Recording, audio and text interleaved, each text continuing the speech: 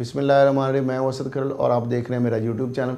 नाजरीन, खुर्रम लुगारी पीटीआई के रुकने पंजाब असम्बली हैं, उन्होंने एक बड़ा दावा कर दिया है। उन्होंने कहा कि जहांगीर तरीन के साथ अब जो लोग हैं उनकी तादाद, जो पार्लियामेंटेरियन एमपीए और एमएनए जो हैं, उनकी तादाद तकरीबन 60 से 70 तक पहुँच चुकी है।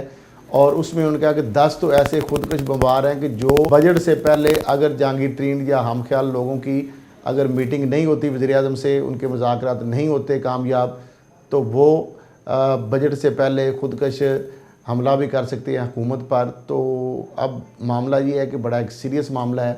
और दूसरी जानब राजा रियाज जो है वो ये दावा कर रहे हैं कि इमरान खान साहब और जहांगीर तरीन साहब जो है उनके राब्ते बहाल हो गए हैं। दूसरी जानब जिस तरह मैंने पहले बताया कि ये जो मामलात हैं, जो इस ग्रुप से मुलाकात के हवाले से इमरान खान साहब के बाज़ जो करीबी रुफ़का हैं, जो उनके कैबिनेट के लोग हैं, उन्होंने भी उनको मशवरा दिया कि अगर जहांगीर तरीन और ये बागी ग्रुप जो है इसको शामिल ना किया गया तो ये पंजाब और वफाकी हुकूमत के लिए थ्रेट साबित हो सकते हैं। तो लिहाजा इनकी बात जो है वो सुनना चाहिए। और दूसरी जानब पार्टी जो है उसके अंदर धड़ेबंदी को एक फ़रोग मिल रहा है और इससे पार्टी जो है उसकी कमज़ोर हो रही है। तो इस पर इमरान खान साहब ने अंदिया दिया था कि ठीक है, हम इनकी बात सुनेंगे, इनके तफज़ात दूर करने की कोशिश की जाएगी। और उस पर इमरान खान साहब ने कहा कि एक हुकूमती कमेटी जो है वो तश्कील दी जाएगी और इस कमेटी को नामजदगी या अरकान की नामजदगी इमरान खान साहब खुद करेंगे।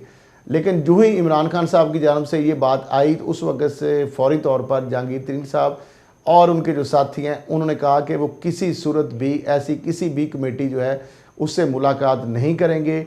वो मुलाकात सिर्फ इमरान खान साहब से ही करेंगे और अगर इमरान खान साहब को उनकी ज़रूरत नहीं है तो फिर उनको भी इमरान खान साहब की ज़रूरत नहीं है और वो किसी भी इंतहाई कदम की तरफ जा सकते हैं। इसके लिए उनके पास मुख्तलिफ ऑप्शंस हैं।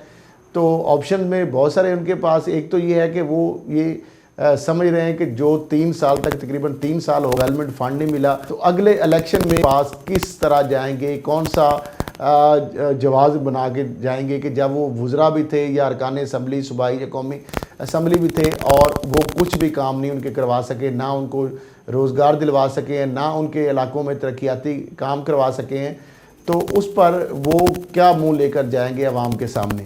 तो एक तरफ तो ये है कि नून लीग या पीपल्स पार्टी जो है उनसे भी कुछ लोग जो हैं या काफ लीग से उनके राब्ते हैं और आपस में उनकी सोच विचार है कि अगर पीटीआई जो है उनके साथ कोई झगड़ा होता है या इमरान खान साहब उनकी बात नहीं सुनते या मुज़ाकरात कामयाब नहीं होते या उनके तफज़ात दूर नहीं किए जाते तो उसके लिए वो क्या लायामल इख्तियार कर सकते हैं। उस हवाले से मुख्तलिफ उनके जो आपस में अभी तक जो चीज़ें चल रही हैं, एक तो ये कह रहे हैं कि हम एक ग्रुप बना सकते हैं जो 60 से 70 लोगों पर मुश्तमिल होगा और ये ग्रुप जो है वो पीपल्स पार्टी या नून लीग ज्वाइन करने के बजाय अपने तौर पर एक बड़ा ग्रुप जो है वो अपना एक तश्कील दिया जा सकता है। और उसके साथ साथ यहाँ तक भी वो कह रहे हैं कि हम अपनी एक पार्टी जो है उस हवाले से बनाने पे भी गौर कर रहे हैं कि एक ऐसी पार्टी बना ली जाए। बहरहाल चूँकि इलेक्शन कमीशन ऑफ पाकिस्तान और मौजूदा जो रूल्स एंड रेगुलेशन उसके मुताबिक तो फिर इस तरह जब तक वो रिज़ाइन नहीं कर देते और उस वक्त तक तो उनको पीटीआई जो है उसके साथ ही रहना पड़ेगा और अगर वो किसी और जमात के साथ जाते हैं तो उनकी जो है डिस्क्वालिफिकेशन हो जाएगी। तो इसलिए ये शायद पॉसिबल ना हो। लेकिन एक चीज़ जो है उनसे मेरी बात जो मुख्तलिफ लोगों से हुई है तो उन्होंने कहा है कि एक हमारे पास ये भी मामला है कि अगर बजट से पहले इमरान खान साहब हमारे तफज़ दूर नहीं करते तो कौमी असम्बली और पंजाब असम्बली के अंदर हम बजट जो है उसको पास नहीं होने देंगे। हम उसका अगर हुकूमती जो अरकान है उनका साथ ना दें तो पंजाब में हुकूमत बजट पास नहीं करवा सकती और इस तरह कौमी असम्बली में भी हुकूमत को बजट पास करवाना बहुत मुश्किल हो जाएगा। तो ये भी उनके पास एक थ्रेट है और ये सारी चीज़ें जो है वो कह रहे हैं कि हम अभी तक देख रहे हैं कि इमरान खान साहब इस पर क्या रिस्पॉन्ड करते हैं। अभी तक हमारा कोई ऐसा नहीं है ज़हन कि हम पीपल्स पार्टी या नून लीग की जानब जाएं या किसी और जमात की तरफ जाएं या अपनी अलहदा से जमात बनाएं। ये आखिरी ऑप्शन के तौर पर हम इस्तेमाल करेंगे जब हुकूमत या वज़ीर-ए-आज़म हमारी बात नहीं सुनेंगे, हमारे से मुलाकात नहीं करेंगे, हमारे तफज़ात दूर नहीं करेंगे, तो फिर हम इंतहाई कदम उठाने से भी ग्रेज नहीं करेंगे। तो बहरहाल राजा रियाज ने खबर दी है कि जनाब राब्ते बहाल हो गए हैं जहांगीर तरीन और इमरान खान साहब के।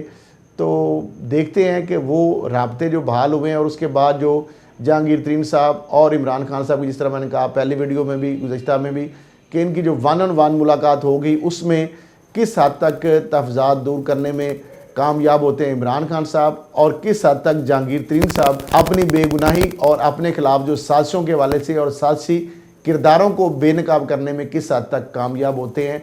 तो ये तो अब उनकी मुलाकात के ऊपर मुनहसर है, वो कब होती है। बल दावा यही किया जा रहा है कि ये चंद दिनों के अंदर या चंद हफ्तों में इस मुलाकात का इम्कान है। उससे पहले किसी दरमियानी जगह पे हो सकती है, या अब मुलाकात ये कहाँ पे होती है अभी इस चीज़ का तयन तो नहीं किया गया, ना ही कोई टाइम ऐसा किया गया है फिक्स के कौन से दिन और किस वक्त ये मुलाकात होगी और कहाँ पे होगी। वेन्यू का भी अभी डिसाइड नहीं हुआ। तो अब देखते ये हैं कि ये मुलाकात किस इन्वायरमेंट में होती है, इमरान खान साहब को जहांगीर तरीन साहब किस हद तक कन्विंस कर पाते हैं और इमरान खान साहब उनके तहफ़्ज़ात किस हद तक दूर कर पाते हैं। तो इसके बाद आगे जो सिनेरियो बनेगा उसी से ही, इनसे मुलाकात के बाद के ही जो हालात वाक़यात के बाद ही आगे मुस्तकबिल का जो सियासी मंजरनामा वो सामने आएगा। अगर तो इमरान खान साहब जहांगीर तरीन के तहफ़्ज़ात दूर करने में कामयाब नहीं होते तो दैन ये जो 60 से 70 लोग हैं ये फिर पंजाब में और वफाक में हुकूमत को टफ़ टाइम दे सकते हैं। इसके लिए भी किसी भी इंतहाई कदम जो है ये उठा सकते हैं। तो ये अब डिपेंड करता है उस मुलाकात के ऊपर जो कि इमरान खान साहब और जहांगीर तरीन साहब की होने का कभी इम्कान है। तो इसी के साथ इजाज़त दीजिए। अल्लाह हाफ़िज़।